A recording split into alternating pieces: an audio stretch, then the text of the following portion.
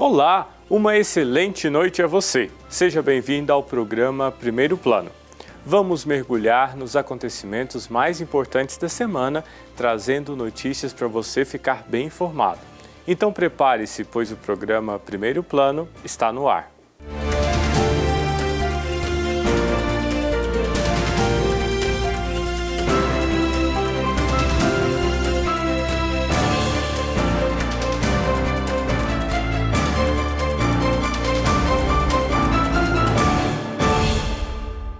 Começamos a nossa edição com um assunto sério. O engasgo é uma situação grave que pode acontecer com qualquer pessoa, mas é mais comum em crianças e idosos. Para evitar esse tipo de acidente, é importante seguir algumas orientações importantes do Corpo de Bombeiros. Vamos acompanhar. Você já se imaginou aí na sua casa, no seu ambiente de trabalho, por exemplo, tomando uma água, para se hidratar e de repente, ali em fração de segundos, acabar se envolvendo em uma situação muito delicada e até de muito medo, inclusive, se engasgando? É para falar justamente sobre isso que hoje eu estou aqui no Batalhão de Salvamento em Emergência aqui do estado de Goiás, na cidade de Goiânia, e nós vamos falar com o capitão Daniel. É muito comum, inclusive, e acontece mais vezes do que muitas pessoas pensam, não é, capitão? Sim, o engasgamento é uma ocorrência bastante comum no nosso cotidiano. São variados tipos de ocorrências, seja em adultos, seja em crianças, seja com brinquedo, seja com carne, seja com secreção ou até leite materno. Então, realmente, você está ali se alimentando e do nada você pode acabar realmente se envolvendo nisso com dificuldades também, Às vezes com alimento, com bebidas. Então, é muito complicado e muito sério esse tipo de situação, não é? Sim, porque o engasgamento, a obstrução das vias aéreas, ele pode provocar uma parada ventilatória parcial e pode evoluir para uma parada respiratória. E, consequentemente, uma parada cardiorrespiratória. Então, é importante o pessoal de casa saber as manobras de desgasgamento para poder fazer, seja no parente, no amigo ou familiar. Perfeito. E para você que está nos acompanhando agora, é muito importante a gente entender mais na prática para as crianças que estão em casa, as famílias mesmo, os pais, os responsáveis, que têm crianças menores, às vezes até de colo, capitão? Porque, infelizmente, esse tipo de engasgamento pode acontecer com todo mundo. Então, eu queria que o senhor explicasse um pouco para nós. O primeiro passo, claro, quando você estiver ali envolvido ou tiver alguém que você ama, é manter primeiramente a calma, não é? Sim, a gente sempre diz, manter a calma enquanto uma pessoa está ajudando, que tem o curso de primeiros socorros, ou já está ligando o 93, que é o nosso telefone 24 horas de plantão. Então eu vou ensinar algumas técnicas aqui. A criança, geralmente, ela engasga com secreção, leite materno, brinquedos. E isso obstrui as vias aéreas dela, dificultando a passagem de ar. O que a gente faz? A primeira coisa que a gente vai fazer é deitar ela sobre o seu antebraço, virando, mas sempre segurando o quê? A cabeça, porque a cabeça na criança é mais pesada que o restante do corpo. Então segura aqui no queixo da criança, deita ela sobre o seu antebraço e sempre com a cabeça mais baixo que o restante do corpo, com movimentos de tapa entre as escápulas aqui nas costas da criança, 4 a 5 tapas, você vai aumentar a pressão interna, tentando expelir esse alimento para fora, desobstruindo. Capitão, e no caso daquelas pessoas que estão até mesmo sozinhas, porque também acontece isso, Às vezes com crianças ou até de todas as idades, ali em casa ou em algum ambiente fora, e se vê nisso, tá ali se alimentando e do nada acaba engasgando. Como que seria? Sim, a gente tem a oportunidade de sempre tentar buscar ajuda. Existem técnicas para poder desgasgar sozinho, mas a gente não é rotineiro utilizar isso. Então sempre procura buscar ajuda e tentar comunicar de alguma forma que está em engasgamento. Como a gente pode ver aqui no adulto, chega por favor aqui, um adulto já é diferente da criança. Um adulto a gente verifica na cavidade oral dele se é possível retirar esse alimento. Não sendo possível, a gente vai virar essa pessoa de costas, lateralizar ela e com tapa entre as costas, aqui, entre as omoplatas dele, a gente vai fazer 4 a 5 golpes dorsais. Não foi possível a gente verificar que a pessoa continua engasgada, ela leva a mão ao pescoço, mostrando inquietação, começa a andar para os lugares de forma inquieta, é um indicativo ainda que ela está engasgada. A gente parte para a manobra de Heilig, não sendo possível essa tapotagem. O que é a manobra de Heilig? A gente vai procurar a região umbilical dessa vítima, aqui, no abdômen dele. Procura a região umbilical, você vai colocar o polegar sobre essa região umbilical e movimento interno para cima, você vai fazer a manobra de Heilig, que nós chamamos. Então, faz uma base aqui para não cair, para dentro, para cima, aumenta a pressão interna, expelindo o alimento. Então, tenta dar potagem, não sendo possível, manobra de Heilig. Capitão, quero te agradecer, muito obrigada. Obrigada por abrir as portas aqui do batalhão para mim, para a nossa equipe. É muito importante falar sobre isso e tentar ajudar as pessoas, a sociedade, para se alimentar e também se ver nessa situação agora, com certeza, com as suas dicas e as orientações da forma certa, com certeza, ajudar as crianças ou também os adultos. Obrigada. Obrigado a gente sempre está à disposição para esclarecer alguma dúvida e obrigado pela oportunidade para passar isso para o pessoal de casa. A editora Minha Biblioteca Católica está fazendo uma campanha incentivando a doação de livros com conteúdo religioso. Vamos conhecer um pouco mais sobre essa iniciativa importante que busca levar o Evangelho de uma maneira cada vez mais acessível. Quem nos conta mais é a Ana Luísa Abreu. Vamos ver. Já imaginou encontrar um livro abandonado nas ruas da sua cidade, aparentemente sem dono? Uma campanha criativa de uma editora brasileira busca espalhar o bem por meio da distribuição de livros gratuitos nas ruas, surpreendendo pedestres em todo o país. A ideia é convidar assinantes, seguidores e a população em geral a escolherem obras da coleção religiosa e deixá-las em locais públicos, como praças, cafés, ônibus e igrejas. Nossa campanha Esqueça um Livro, ela nasceu com o objetivo de transformar vidas, né? Assim como a leitura proporciona isso. Então, nós chamamos todas as pessoas, todos os católicos, a compartilharem os tesouros da tradição católica através dos livros, né? Que permitem que as verdades da fé alcancem novos lares, alcancem novas famílias e transformem também novos corações. Então, na campanha Esqueça um Livro, a gente convida as pessoas a deixar um livro da Minha Biblioteca Católica em locais públicos, ajudando então outras pessoas a conhecer mais a Deus, os ensinamentos da igreja e a vida dos santos através desses livros, dessas leituras. Além de ser uma forma de fazer amizades e ser instrumento de Deus na vida do próximo. Teve uma história que me marcou bastante, de uma pessoa que deixou o livro no banco da praça. Um senhor pegou o livro, se emocionou muito com a dedicatória, com o tema do livro em si. E a pessoa que deixou o livro foi até o senhor, falou da ação, né, conheceu a pessoa, e eles foram juntos para a missa. Então, eles saíram dali daquele momento e foram juntos para a paróquia mais perto, para a missa do dia.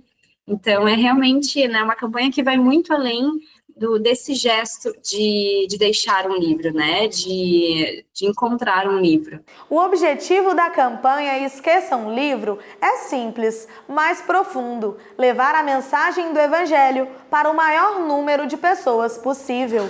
Essa ação visa transformar a vida de todos os envolvidos nessa importante corrente do bem, de esperança e de fé que busca evangelizar as diversas famílias através da leitura. A Marília, por exemplo, é influenciadora e recebeu o convite para participar há cerca de 1 ano do projeto. Ela se sente realizada e muito feliz por, através do seu trabalho, conseguir ajudar as pessoas a se aproximarem de Deus. Essa campanha da MBC, ela é de uma sensibilidade enorme, porque ela traz essa verdade que os livros salvam a nossa vida, né? Então, quantas vezes ali no momento de profunda angústia, a gente abriu um livro e encontrou nele o consolo, a palavra correta, a sabedoria. Então, eu estou participando desse projeto faz mais ou menos 1 ano, e aí a gente recebe os livros da MBC e presenteia, às vezes nem sempre esquece os livros no meio da rua, que eu acho sensacional, mas quando você esquece, você não vai ver a pessoa abrindo, né? Mas presenteia também as pessoas com os livros católicos. Por fazer a divulgação e sentir muita alegria em estar na campanha, ela se lembra com carinho de testemunhos marcantes que presenciou durante a doação dos livros. A entrega que foi filmada, para mim, foi muito legal, porque nós nos reunimos para filmar uma pessoa encontrando o livro. Então, quem encontrou o livro que eu deixei, né, foi um pai com uma filha.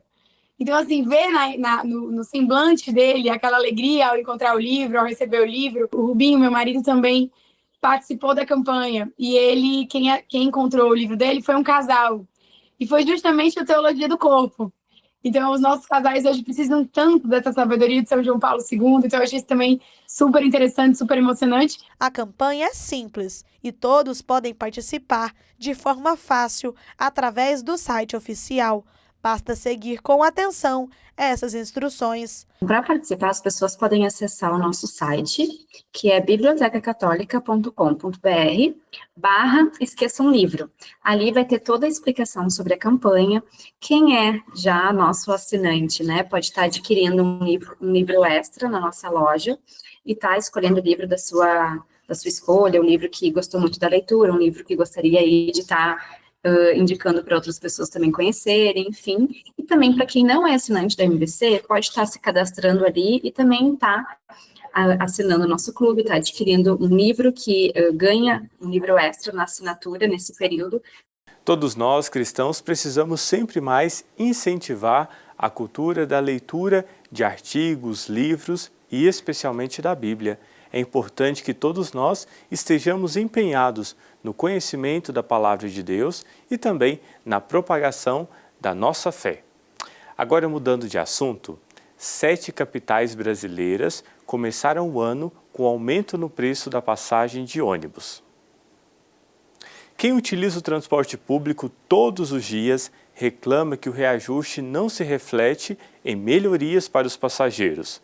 Quem conta mais para a gente sobre esse assunto é a Ana Luísa Abreu. O Luiz trabalha na área de frigorífico e utiliza o transporte coletivo desde criança.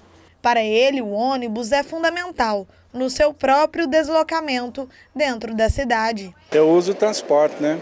Só ando de ônibus, não tem moto, nem carro. Eu utilizo o transporte. Andar de ônibus nem sempre é fácil. E dependendo da jornada de cada pessoa, pode ser bastante desafiador.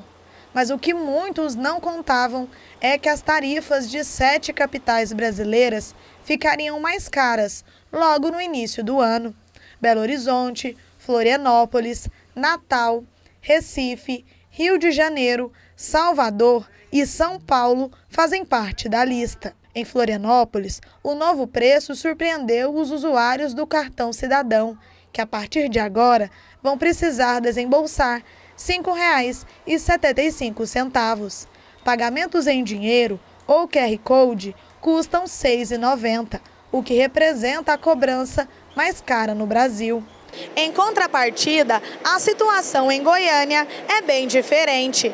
A tarifa de ônibus permanece congelada há 5 anos, desde 2019, no valor de R$ 4,30. A capital goiana é a 9ª cidade brasileira com a tarifa mais barata do país. Por aqui, mais de 80% dos custos do transporte coletivo são subsidiados pelo poder público. Para esse especialista, o aumento deveria ser aplicado na infraestrutura do transporte, que impacta diretamente no bem-estar de toda a população. Ele tem que ter investimento e baratear a tarifa, para dar uma melhor condição com uma parcela da população e aí fazer aquele ciclo rodar ao contrário. Quando eu aumento os passageiros, a minha tarifa vai diminuir, tarifa mais barata com serviço de qualidade aumenta passageiro, aumentando passageiro, a tarifa diminui, tarifa diminuindo com qualidade, mais passageiro, o trânsito agradece. Quem depende desse transporte todos os dias tem várias reclamações a fazer. O ladrão entrava, roubava o celular, roubava a carteira. Tempo de ônibus, né? Tempo dos horários dos terminais para o setor, do setor para os terminais, né? Que estão demorando muito. Esse horário agora chega até 1h e 20 de um para o outro, né? Então, para a gente que depende, é muito longo esse espaço. Não saia daí, o programa Primeiro Plano volta já. Estamos de volta com mais notícias em Primeiro Plano. A compra de material escolar pode pesar no bolso das famílias, especialmente no início do ano, quando as despesas já são maiores. Além disso, uma pesquisa recente do Procon Goiás apontou variações de preço que chegam a mais de 500% em itens simples, como o lápis e a borracha. Para falar mais sobre esse assunto e nos dar dicas de como economizar, Wilker Oliveira conversou com o Antônio Carlos Ribeiro. Ele é coordenador da Escola Estadual de Defesa ao Consumidor do Procon Goiás. Você vai acompanhar agora essa matéria especial.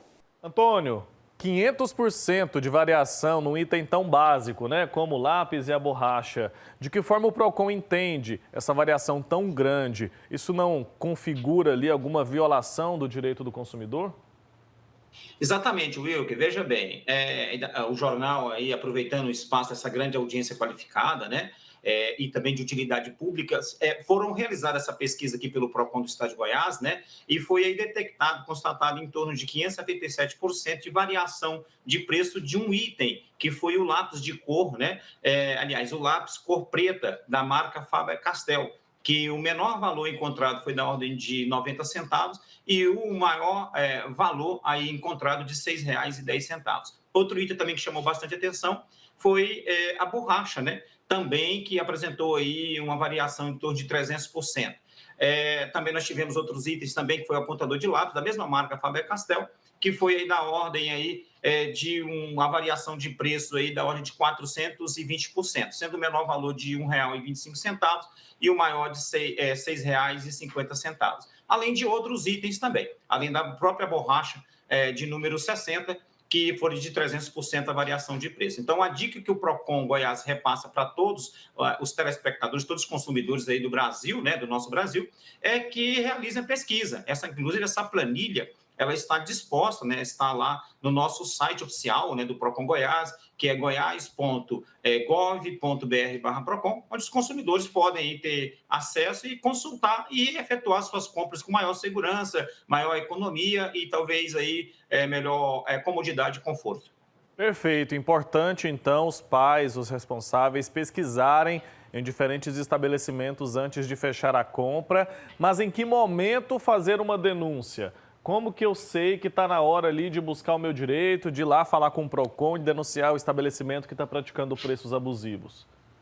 Olha, Wilker, se de fato for constatado um aumento, digamos assim, um inflacionamento, né, houver uma inflação sem justa causa, né, injustificada, de preços mesmo, né, ou seja, se constatando uma prática abusiva conforme prevê o Código de Defesa do Consumidor, né, o CDC, aí sim os consumidores podem, de fato, realizar sua denúncia, quando houver ali uma comprovação que houve um aumento expressivo, exagerado e sem justa causa. Quando há essa variação de preço de 577% de um estabelecimento, aí nós realizamos aqui na Grande Goiânia, na capital, em 15 estabelecimentos comerciais, 60 itens. Todos eles houveram variações. Agora, quando há essa variação, porque existe a livre concorrência, né? Ou a liberdade econômica de mercado, as empresas podem apresentar os seus preços, desde que não sejam alinhados, né? Desde que não sejam combinados e inflacionados. Né? Não pode ter um aumento excessivo e exagerado de preço sem justa causa,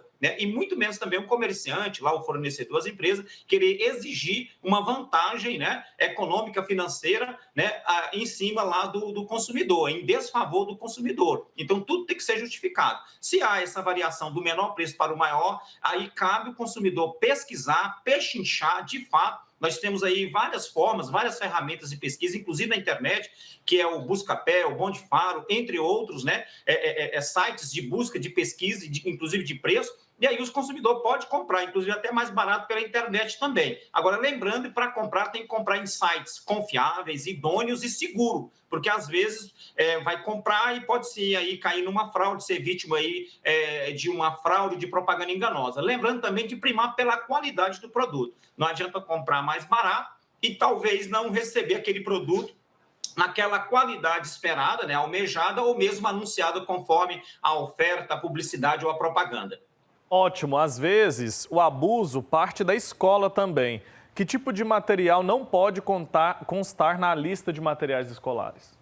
Olha, excelente pergunta, Wilker, até porque a maioria de nós, pais, responsáveis pelos alunos nesse período, no início do ano letivo, costumamos cair em muitas situações aí, vamos dizer assim, ciladas com relação às empresas fornecedoras, às escolas, né, os colégios, educandários, creche. Ou seja, não pode ser cobrado materiais de uso coletivo, apenas de uso individual. O que são materiais de uso coletivo? São os materiais de higiene, de limpeza, material de escritório, de uso administrativo por parte da empresa, do fornecedor, do colégio, ou da escola, ou da creche. Então, não pode ser cobrado. Exemplo, papel higiênico, água mineral, sabonete, sabão líquido, detergente, como desinfetante, além de folha de papel A4, para usar no escritório, que seja lá no administrativo, além de outros itens também. Mas é importante ficar muito claro que não pode ser cobrado isso por parte da escola ou do colégio, que seja da creche, porque já está embutido todos esses materiais, né, lá no valor da mensalidade. Existe uma lei federal, inclusive, aproveitando o espaço, Wilker, que é a lei 9.870/99, né, a 8.870 de 1999, que já prevê que, se caso houver algum reajuste lá por parte da mensalidade, no caso lá da escola, a empresa, no caso o colégio, a escola ou a creche, tem que apresentar para os pais por que houve esse aumento expressivo também desse reajuste, sem estar lá claro no contrato. Então, por que houve o reajuste? Aí sim, tem a ver com a utilização dos materiais que vão ser usados naquele período todo, ou investimento, ou o salário dos professores, ou perdas inflacionárias. Então, tem que estar muito claro que é uma planilha, né, de custos operacionais que é obrigação da empresa apresentar para os pais. Se não apresentar, pode acionar os órgãos de proteção e defesa do consumidor, que os órgãos vão agir prontamente. Nesse caso aqui, o Procon Goiás está pronto para atender as demandas, denúncias e solicitações aí dos consumidores aqui do estado de Goiás. Tá certo. Agora, falando ainda sobre a variação no preço dos produtos, a pesquisa de vocês apontou produtos com a redução nos valores, né, na comparação com o ano passado. Quais são os destaques nesse sentido? Olha, nós temos, por isso que vale a pesquisa. Nós tivemos pastas, nós tivemos blocos, nós tivemos alguns itens que, de fato, ele decaíram, ou seja, houve uma redução dos preços em relação ao ano de 2024. Então, 2025 para 2024, houve uma redução de alguns itens, inclusive da ordem de 100%. Então, esses itens podem ser pesquisados, inclusive, em nossas planilhas e nossos relatórios que estão lá. Então, é importante os consumidores sempre pesquisar, buscar o menor preço, mas também a melhor qualidade. De novo, repetindo, porque também não adianta primar pelo menor preço, né, pesquisar, adquirir os produtos, e a qualidade também é uma qualidade não muito, né, esperada ou conforme é anunciado, né, e aí fica aí, o consumidor pode ter algum prejuízo ou perda. Então, é importante pesquisar, de fato, houver algumas, vamos dizer assim, uma deflação, né, um valor de preços que caíram, né, referente ao ano anterior, mas é importante pesquisar, sim, né, algumas, inclusive, aproveitar aí que algumas papelarias, né, algumas empresas, fornecedores do ramo, né, desse setor, desse segmento, oferecem alguns descontos especiais, né, algumas promoções. Então, é importante também aproveitar essas promoções. Às vezes, até, inclusive, com compra em grande volume, ou seja, no atacado. Então, é importante os pais, às vezes, se reunirem, né, ali de forma conjunta e fazerem a compra todos, né, aquele grupo de pais, para que os preços, às vezes, aí tenham uma redução, né, haja aí um desconto especial, uma promoção. Isso é importante porque vai, de fato, melhorar o orçamento, né, vai ter aí um impacto positivo no orçamento doméstico e nas finanças pessoais.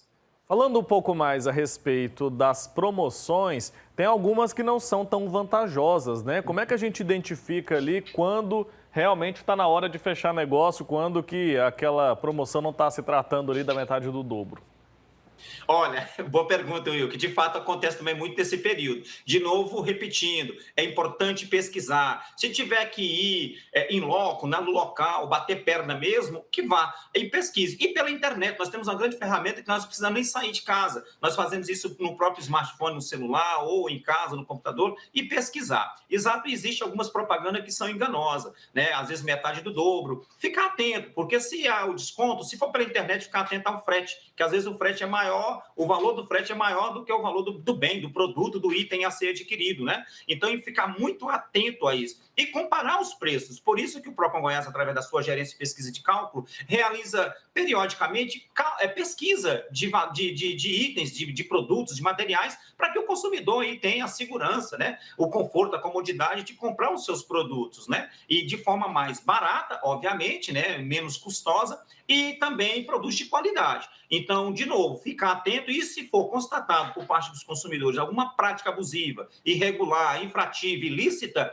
entre em contato em nossos canais. Nós temos o canal 151, que esse 151, que é o número de telefone, atende todos os PROCONs do Brasil inteiro, todas as grandes localidades, é o mesmo número do 51, tanto serve para Goiânia, como serve para Brasília, São Paulo, Rio de Janeiro, Porto Alegre, Salvador. Então, veja, entre em contato com os órgãos de proteção e defesa do consumidor, nesse caso o PROCON, né, o PROCON da sua cidade, do seu município, do seu estado, para que possa intervir, né, e ali está buscando informações e esclarecimento quanto a algum tipo de constatação de prática irregular, abusiva, ilícita, né, aí por parte aí do Código de Defesa do Consumidor. Ou seja, o consumidor não pode ser lesado, enganado, prejudicado, né, em hipótese alguma. É ele em primeiro lugar, em todas as circunstâncias, em todas as instâncias.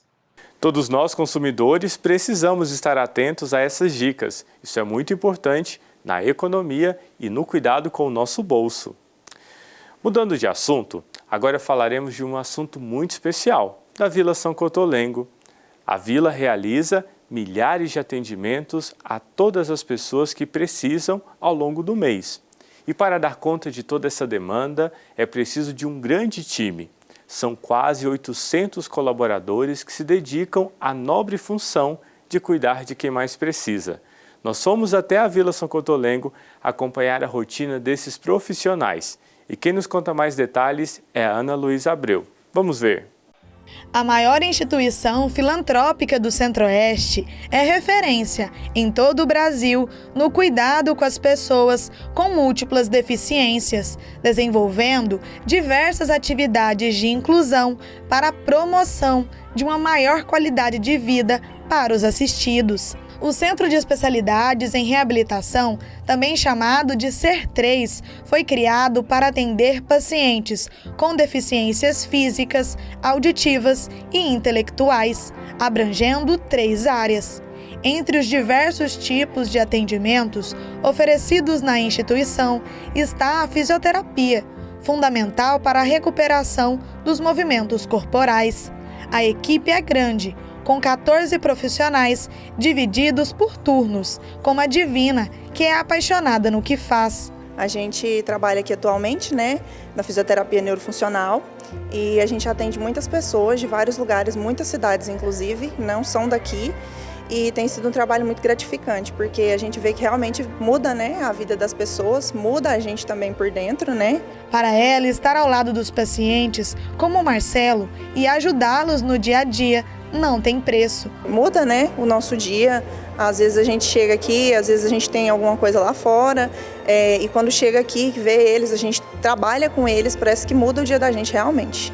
O pequeno Marcelo tem 9 anos e desde os 2 frequenta a vila. Ele faz terapia e reabilitação toda semana para tratar o transtorno do espectro autista. Uma caminhada muito longa. Então, assim, só foi desenvolvimento, ele começou a andar, né, tá começando a falar, então estudo aqui, foi só avanço, graças a Deus, tá sendo bem avançado, né, até agora. Só gratidão, né, ele tem desenvolvido demais, eu não esperava isso, e só tenho a agradecer eles, os funcionários todos carinhosos, muito bem, trata eu e ele muito bem. A história de amor do Carlos com a vila é antiga e começou há mais de 20 anos. Hoje ele é responsável por toda a fisioterapia do CER3 e se sente feliz por conseguir ajudar tantas vidas que passam pela instituição. Para mim é um prazer muito grande fazer parte dessa equipe da instituição Vila São Cotolengo, né? Nosso atendimento aqui no CER3 é um trabalho muito humanizado e um trabalho muito gratificante.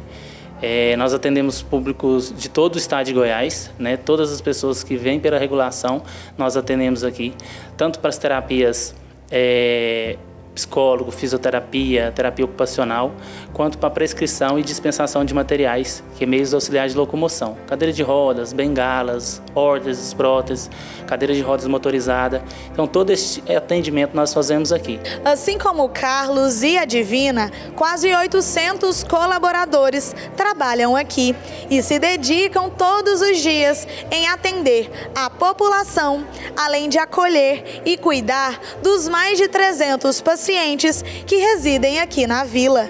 Esse trabalho de amor tem dado muito certo, graças à equipe unida, com muito compromisso e principalmente fé. O reflexo dessa missão é perceptível. Quem visita a Vila São Cotolengo e toda a sua estrutura consegue perceber nos olhos dos pacientes a alegria e felicidade de viver aqui. Sentimento que a Regina conhece bem. Com o coração cheio de amor, ela agradece tudo que o Santuário do Irmão faz pelo filho. É muito importante, através disso eu valorizei mais, né? E ele precisa, né? Em certas escolas não tem o apoio que aqui deveria ter. Então, assim, lá nas outras escolas tem, mas não é tanto igual a dedicação que ele precisa aqui. E aqui é um avanço mesmo. Quando traz para cá, desenvolve muito mais do que lá, né? E é só gratidão mesmo. A Vila São Cotolengo há mais de 73 anos de história, levando a milhares de pessoas e famílias o atendimento de qualidade. Aqui em Trindade, quando você estiver aqui visitando o Santuário Basílica, visite a vila, conheça esse trabalho fenomenal que acontece aqui em Trindade. Ao visitar o Santuário do Pai, não deixe de visitar o Santuário do Irmão. Mudando de assunto, época de férias e quem não consegue levar o bichinho de estimação para viajar, tem que encontrar algum lugar para deixar o pet em segurança. Pelo menos o que não falta é opção. Os hotéis exclusivos para animais domésticos estão cheios nesse início de ano. Mas antes de deixar o seu companheiro de 4 patas nesses locais, é preciso tomar alguns cuidados. Quem nos conta mais sobre esse assunto é a Daiane Rodrigues. Vamos ver. Janeiro é sinônimo de férias e viagens, mas quem tem cães e gatos em casa sabe que surge uma dúvida: onde deixar os pets enquanto aproveita o descanso? É aí que os hotéis para animais ganham destaque. Esses locais estão cada vez mais preparados para atender às necessidades dos bichinhos e já registram alta procura nesta época do ano. Hoje, a maior vantagem do hotel, a gente fala, que é porque o cachorro não vai ter só um lugar onde ele vai ficar enquanto o dono passeia, quando o dono se diverte. Mas é um ambiente também que eles vão ter essa diversão, essa interação. A gente brinca que é um resort, né? Eles não vão estar aqui só para ter que ficar em algum lugar. Além da estrutura física, o acolhimento no hotel segue uma dinâmica pensada para reduzir o estresse dos animais, já que a separação momentânea dos tutores pode causar ansiedade em alguns bichinhos. E a preparação para deixar o pet em um hotel começa em casa. Isso porque é importante também que o tutor traga alguma coisa com um cheiro familiar, para deixar com que o pet se sinta mais confortável no novo ambiente. Os tutores também devem visitar o local com antecedência e garantir que o bichinho se sinta confortável ali. O que a gente aconselha? Às vezes até 2, 3 dias antes da hospedagem, trazer para ter um dia de interação com a gente vê como que ele se adapta, até para ele se adaptar, ver como que é, ver que foi um ambiente, uma experiência tranquila, voltou para casa e depois ele volta e sabe que vai voltar para casa, sabe que o seu tutor não vai abandoná-lo. Outro ponto fundamental é fornecer informações detalhadas sobre a saúde do animalzinho. Aqui neste hotel, por exemplo, a carteira de vacinação deve estar em dias. E aqui a gente continua com o mesmo cuidado de casa. Se tem que tomar alguma medicação controlada, se tem que ter algum cuidado com o curativo, a gente está com cães pós-operados, que operaram antes dos tutores viajarem, e aqui a gente continua com esses cuidados pós-operatórios. Então a gente precisa que traga, né, todos os cuidados, as medicações, tudo que precisa, e as informações para a gente continuar com todos os cuidados nesse período. Os hábitos do pet também precisam ser informados, para garantir que ele receba os cuidados adequados durante a estadia. Algumas observações, igual briga, em questão de alimentação, em questão de fuga, né? Se é um cachorro que a gente tem que ficar esperto, se ele pode fugir. Então a gente tem que ter esses cuidados, né? Para poder proporcionar realmente algo legal. Além de garantir o bem-estar dos pets, os hotéis oferecem tranquilidade para os tutores curtirem o descanso com a certeza de que seus companheiros estão bem cuidados.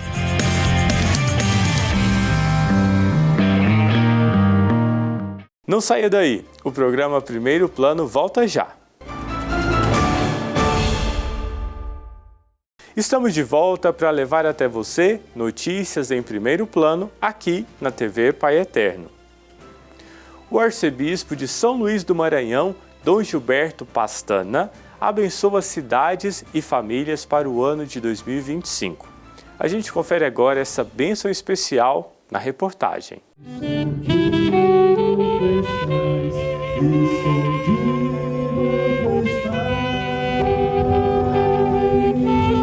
Ao som do sax e dos fogos de artifício, a bênção do Ano Novo foi realizada nos primeiros instantes de 2025, na cidade de São Luís, capital do Maranhão. A bênção do Ano Novo é realizada há 4 anos e conta com a presença do arcebispo da Arquidiocese de São Luís do Maranhão, Dom Gilberto Pastana. Felizes aqueles que são abençoados. Essa é a nossa iniciativa de abençoar o povo de Deus no início desse ano civil. Então, daqui do edifício Marcos Barbosa, nós concedemos essa importante bênção de início de um novo ciclo, de um novo ano. E isso depende muito da nossa motivação.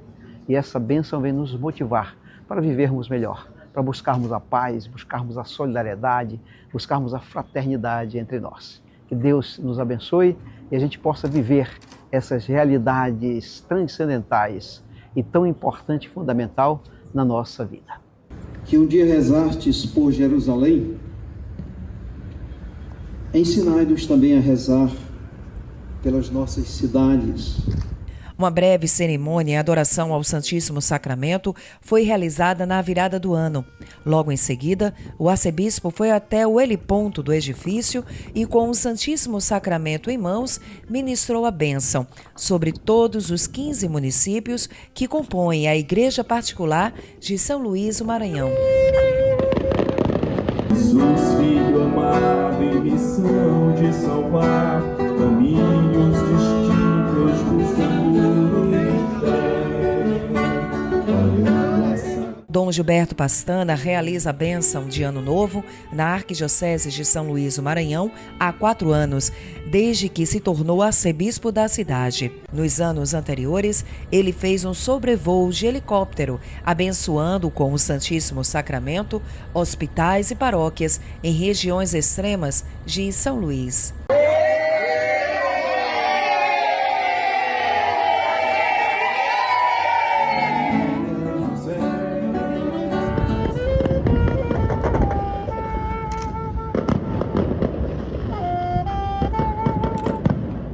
Começar o ano com as bênçãos de Deus é muito importante. Por isso a oração, ela faz parte das nossas vidas e da vida das nossas famílias. Precisamos sempre nos unir em oração por todos aqueles e aquelas que precisam se aproximar mais de Deus. Agora vamos conhecer a história de Wellington, mais conhecido como Nininho, um professor de Monte Santo, na Bahia, que dedica sua vida à educação de jovens e adultos. Nininho é um exemplo de amor e dedicação, especialmente na relação que construiu com os alunos idosos. Com o retorno das aulas se aproximando, ele nos inspira a refletir sobre a importância de transformar vidas por meio da educação. A entrevista foi concedida ao nosso jornalista Wilker Oliveira. Vamos ver. Não, eu queria que você começasse explicando um pouco da sua história, como que começou seu amor pela educação, especialmente pelos alunos da terceira idade. Então, Wilker, para mim poder falar da EJA, né, eu preciso voltar 8 anos.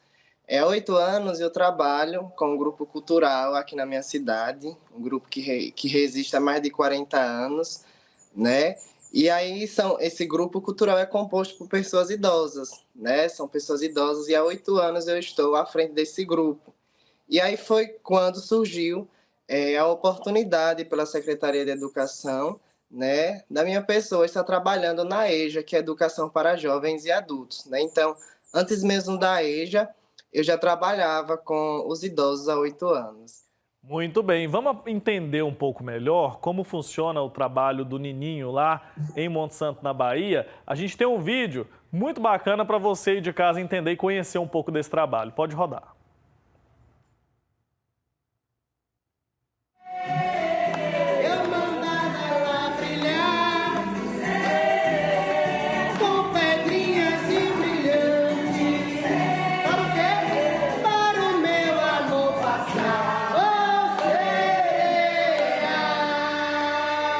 Compositor de destinos, tambor de todos os ritmos. Tempo, tempo, tempo, tempo, entro no acordo contigo. Tempo, tempo, tempo, tempo.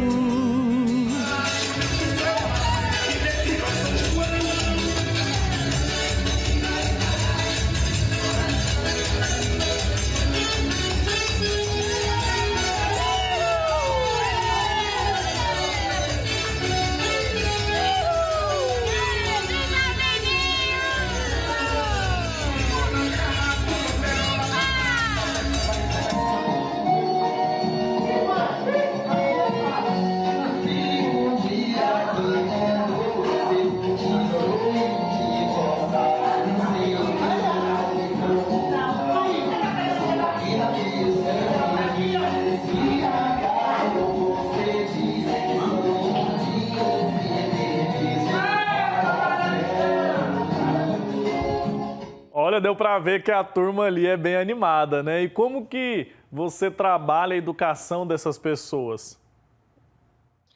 Então, Will, dizer que é fácil não é, né? A gente acaba quebrando várias barreiras aí, né, no ensino, até porque a gente segue um planejamento, a gente segue um documento, né? Mas assim, no meu primeiro dia de aula na EJA, eu vi que a minha metodologia teria que mudar, né? Até porque eu estava lidando com pessoas idosas, eu estava lidando com pessoas que passavam o dia todo ali na lida doméstica, né? E chegavam até a escola cansados, né? E eu precisava revigorar as forças desses alunos, né? E nada melhor do que revigorar essas forças com as brincadeiras, né? Essas brincadeiras que na maioria das vezes eles não tiveram a oportunidade de brincar, né? E aí também eu trago com muita intensidade o nosso forró, né? As nossas tradições, a nossa cultura, né? E gera toda essa alegria aí, né? Que quem me acompanha vê nos vídeos que eu posto, né? Então, de maneira particular também para mim é uma honra trabalhar com essas pessoas, né? Então, é isso. Imagino que você aprenda muito também com eles, né? Acho que deve acontecer uma troca muito bacana ali. Como que é a rotina de vocês? Vocês têm aula todos os dias? Como que são esses encontros? Então, Yuki, a nossa rotina, os nossos encontros são de segunda a quinta-feira, né? A gente trabalha de segunda a quinta, das 7 às 10 da noite. Perfeito. Muitos dos seus alunos, eles enfrentam o desafio da educação tardia, né? Da alfabetização tardia. Tem diferença em passar esse conhecimento para a criança, para a jovem e para um público idoso?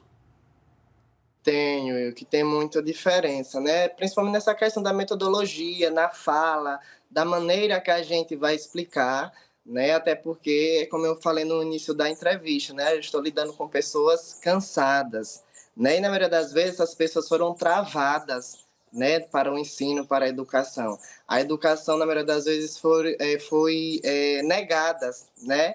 E aí, depois de muitos e muitos anos, essas pessoas acabam chegando até nós, né? Então, a gente tem que se reinventar. Eu costumo dizer que o professor do EJA, ele se reinventa todos os dias, né? Então, tem grande diferença assim, do ensino do tempo regular para a modalidade da EJA, né? Nós temos que nos reinventar todos os dias ali em sala de aula. Até porque para cativar esses alunos, para eles sentirem um desejo de irem para a unidade escolar. É isso, né? Eu imagino que você pergunte para eles, principalmente ali nos primeiros dias de aula, qual é a motivação principal para eles buscarem conhecimento nessa fase da vida. O que eles te respondem? Então, essa sua pergunta me remeteu no meu primeiro dia de aula, né? No meu primeiro dia de aula, eu fiz uma pergunta, o porquê deles estarem ali, depois de muitos e muitos anos fora de uma unidade escolar. E teve uma senhora que eu tenho um grande carinho, um grande amor, né? Que é a dona Benícia, né? Ela carrega o nome do meu avô, né? Que o nome do meu avô era Benícia. Então, quando ela falou Benícia, eu já despertou algo em mim nela. E ela falou que ela estava ali naquela cadeira, naquela carteira escolar, porque o sonho dela era aprender a ler para ler a Bíblia, né? E aquilo me emocionou muito e eu vi que eu tinha uma grande missão ali, né, naquela sala. E eu tenho uma grande ligação com os meus alunos. Não estou aqui me vangloriando, mas eu tenho uma grande ligação, uma grande intimidade com eles. É tanto que a maioria da turma não me chama de professor, chama de Nininho, né? Não que a minha percepção de professor passa despercebido, né? Mas eu acho lindo, né, essa ligação que eu tenho com os meus alunos, né? Então, isso é muito gratificante para mim. Deve haver, né, uma troca muito interessante entre vocês. Eu gosto muito desses ambientes, quando a gente tem pessoas mais jovens e pessoas idosas, porque eu percebo que você fica aprendendo o tempo todo. Quero saber quais são as histórias, né? Queria que você contasse pelo menos uma história interessante, uma história curiosa ou inspiradora que você já teve nesse seu trajeto trabalhando, lidando tão diretamente com essas pessoas. Assim, Wilke, as histórias, elas são muito parecidas, né? A gente sempre ali nos últimos horários, a gente tira um momento para esses momentos de brincadeira, né? Aí eles têm aula normal, primeiro, terceiro horário, né? E aí nos últimos a gente sempre tira para conversar e escutar eles, que é muito importante a gente escutar, né? A gente pergunta como foi o dia deles. E aí eu sempre pergunto, né, o que foi que aconteceu, que eles não estudaram, que não conseguiram concluir os seus estudos. E um fala pela boca de todos, né, porque precisou cuidar dos irmãos, precisou acompanhar o pai na roça, né, na lida agropecuária aqui, né, em Monte Santo.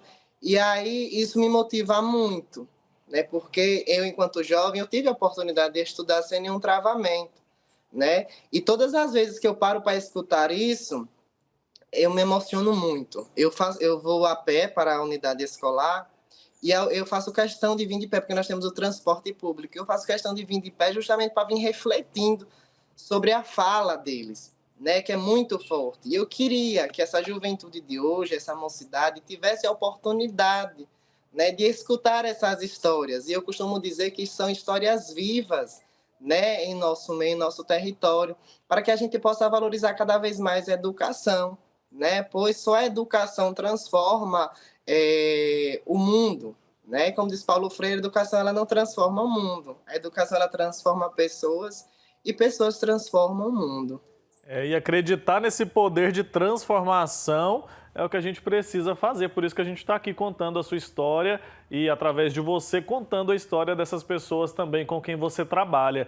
E antes de finalizar, eu queria que você deixasse um recado, tanto para os jovens que hoje têm seus avós, têm os seus pais, e também a mensagem que você pode deixar para os idosos que estão nos acompanhando nesse momento, que podem ter o interesse de aprender a ler, seja para ler a Bíblia, seja para outro objetivo, mas que se sente velho demais ou sente que não é capaz, que não vai dar conta. Então, eu vou especialmente para os meus idosos, né? Para as pessoas idosas. Não desistam. Nunca é tempo de desistir, nunca é tarde, né? Ainda dá tempo, né? Voltem para as unidades escolares. No município de vocês devem ter a modalidade da EJA.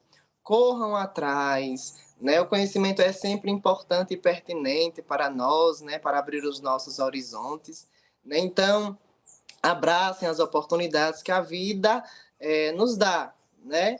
E para os jovens, eu dou um conselho, que a gente possa valorizar cada vez mais a pessoa idosa em nosso meio, na nossa sociedade. E como eu disse, porque são histórias vivas, essas pessoas sofreram demais para que hoje eu pudesse estar aqui, né? E eu sempre falo para os meus amigos que curtam, né? Hoje eu não tenho os meus avós, né? Eu só tenho meu avô, mas está acamado, né? E eu falo para as pessoas curtirem essas pessoas, fazerem perguntas, explorarem, pois elas têm muito a nos passar, têm muitos a nos ensinar, né? E é isso, né? Então, eu quero deixar aqui o meu forte abraço também para os meus alunos, né? Eu trabalho em 2 unidades escolares, eu trabalho na Escola Ayrton Oliveira de Freitas, também trabalho no Colégio Antônio Raimundo de Matos, né? Quero deixar aqui o meu forte abraço também. E de maneira particular também quero mandar um forte abraço e um beijo para os meus idosos da terceira idade, do Grupo da Saudade, que está me acompanhando neste momento. Então, desde já, gratidão. E esse ano de 2025 é nosso, em nome de Jesus. Amém, viu? Obrigado por conversar com a gente, compartilhar da sua história. Parabéns pelo seu trabalho e até uma próxima oportunidade. Obrigado, Will. Que Deus nos abençoe. Amém, amém. Tchau, tchau. Que lindo exemplo para todos nós nessa atualidade. Precisamos aprender dessas pessoas de bom coração que fazem o bem às outras pessoas e todos nós, de mãos unidas, vamos cada dia mudando a realidade do mundo. E assim, nós encerramos mais uma edição do programa Primeiro Plano. Eu agradeço a sua companhia e me despeço de você desejando uma excelente semana. Fique na paz e na proteção do Redentor. Nos encontramos em breve. Até mais.